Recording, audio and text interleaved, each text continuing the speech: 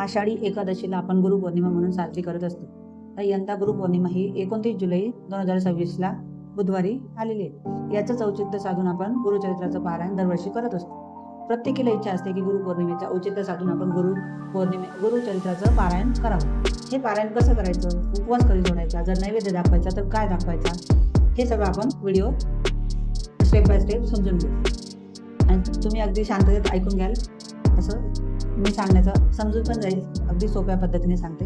समजा तुम्हाला जर 22 तारखेपासून पारायण चालू करायचं असेल तर 22 तारखेपासून तर 29 तारखेपर्यंत आपण ते वाचू शकतो. म्हणजे 29 तारखेला आपण त्याची सांगता करू शकतो. सांगतेचे काही नियम आहे, पण त्यात आधी आपण बाकीच्या गोष्टी पाहून घेऊ. गुरुचरित्र पारायण जसे आपण श्रावण महिन्यात किंवा दत्त जयंती किंवा स्वामींची पुण्यतिथी विशेष म्हणजे आपण गुरुचरित्र पारायण करतो. आपल्याला आपल्या घरात गुरुचरित्र पारायण करायचं असलं तर गुरुचरित्र हा 5वा वेद मानला गेला आहे. गुरुचरित्र पारायण करण्याच्या आदल्या दिवशी जर तुम्हाला पारायण करायचं असेल तर सुरुवात करावी लागते. म्हणजे समजा 22 तारखेपासून करायचं आहे तर आपण 21 तारखेपासूनच आपल्याला त्याचं तयारी करावी लागते. गुरुचरित्राचं पारायण म्हणजे आदल्या दिवशी नारखडी साखर ठेवायची, महाराजांना विनंती करायची की माझ्याकडनं पारायण निर्विघ्नपणे पार पडू दे. मासिक धर्म असेल किंवा अजून काही अडचणी असतील तर त्या महाराज तुम्ही माझ्याकडनं गुरुचरित्राचं पारायण करून घ्या. मग ते समजा आपल्याला 3 दिवस वाचलं, नंतर मासिक पाळी आली, ते थांबलं, असं नाही चालत. ते आपल्याला पूर्ण करावंच लागतं. आणि शक्यतो ते ब्रह्ममुहूर्तावर उठून पारायण आपल्याला करायचं असतं. अध्याय रोज वाचायचं असतो, पठण करायचं असतं. तर सगळ्यात महत्त्वाचं ब्रह्मचर्याचं पालन आपल्याला करायचं असतं. घरात मांसाहार होणार नाही. कडकडीत म्हणजे समजा अंडेसुद्धा करायचे नाही. जर घरात नियम अटी असेल तर ते पाहावं लागेल. पारायण करणारे व्यक्ती यांना एकच धान्य खावं लागतं. जसं गहू खाणार तर गहूच, ज्वारी, बाजरी, नाचणी जे असेल ते.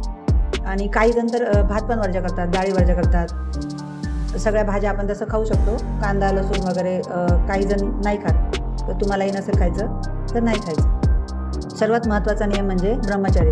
आणि बऱ्याच जणी म्हणतात की आमचं खाली बसल्याने पाय दुखतात, गुडघे दुखतात, खूप वेळ जास्त बसू शकत नाही. तर काहीच हरकत नाही. आपण बिंदास एक टेबल खुर्ची घेऊन त्याच्यावर बसून पारायण करू शकतो. देव असं कधीच म्हणत नाही की तुम्ही असंच बसा तसंच बसा. भावना महत्त्वाची. त्यामुळे आपण छान स्वच्छ टाकून त्याच्यावर बसू शकतो. आणि झोपण्याचे नियम, समजा खाली त्यांना झोपता येत नाही त्यांनी दिवाणावर झोपू शकतात, परंतु गादी न टाकता स्वच्छ धुतलेले बेडशीट म्हणा किंवा सतरंजी टाकून आपण झोपू शकतो. बाहेरचं अन्नही शक्यतो वर्ज्यच ठेवावे. 22 तारखेला बसणाऱ्या व्यक्तीची पारायणाची सांगता ही 29 तारखेला होणार आहे. आणि त्या दिवशी उपवास पण करावा लागतो. गुरुपौर्णिमेचा उपवास असतो आणि महाराजांचा पण उपवास असतो. असं म्हणता मग आता आपण समजा 22 तारखेला पारायणाला बसलो, 19ला सांगता येते. मग मी काय करावं, इच्छा आहे ना 29 तारखेला सांगता करायची. मग अशा वेळेस तुम्ही फराळाचा नैवेद्य दाखवू शकता महाराजांना.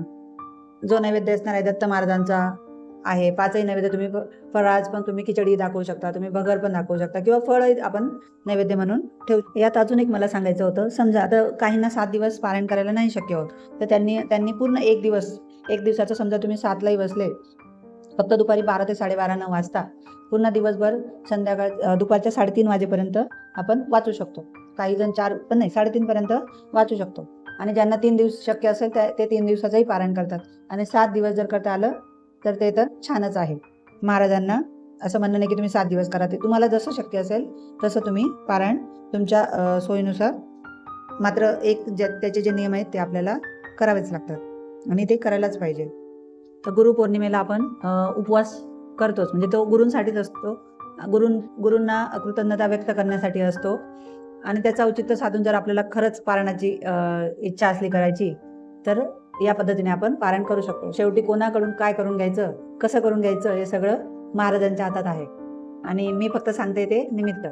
म्हणजे कोणीही तुम्हाला म्हटलं पारायणाला बसा, शेवटी महाराजांची इच्छा असेल तरच आपण पारायणाला बसू शकतो. हा माझा स्वतःचा अनुभव आहे. त्यामुळे इच्छा असेल तर जरूर पारायण करू शकता.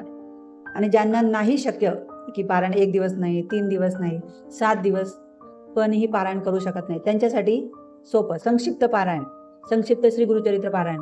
ते तुम्ही जास्तीत जास्त किती त्याला 40 मिनिटं लागतात. 40 मिनिटात 30 मिनिटातही होतं काहींकडून.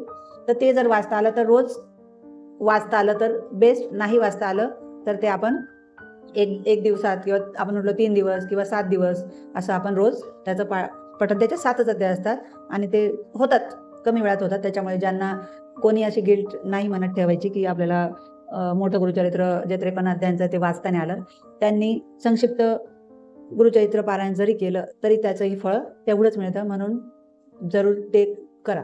असं काही नाही, स्वामींना आपण कोणत्याही प्रकारे सेवा केली तर ती त्यांच्यापर्यंत पोहोचतेच. त्याच्यामुळे कोणी अशी विचार करते, अरे मला करायलाच भेटलं नाही, तुम्ही करा बिंदास. संक्षिप्त पारायणही केलं तरी स्वामींचा आशीर्वाद आपल्याला मिळतोच. ते आपल्या भक्तांना म्हणा किंवा त्यांच्या बालकांना दुःखी बघू शकत नाही.